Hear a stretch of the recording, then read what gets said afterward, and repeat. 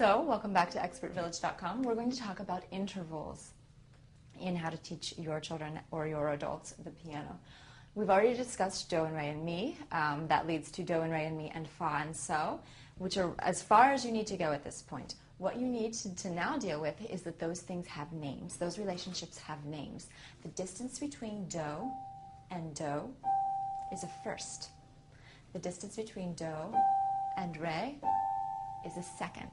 The distance between do and mi is a third. Start there. It's important, and I want to just make a side note, it's important to say that there's a first because that gives them a reason to have a second. Most kids and adults, this happens all the time, when they say, but I'm going from a G to an A, that's only one note. That should be a first because I'm only moving one note.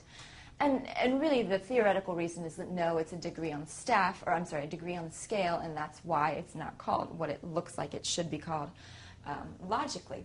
But if you account for the first, going from an E to an E is a first because it's going from one note to one note, or from the first note to the first note. That helps them make sense of it.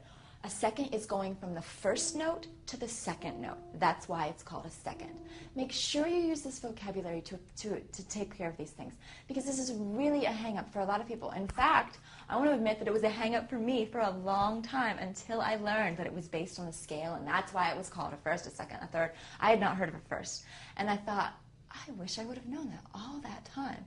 And so I'm making it my life's mission to teach people that that's how that makes sense.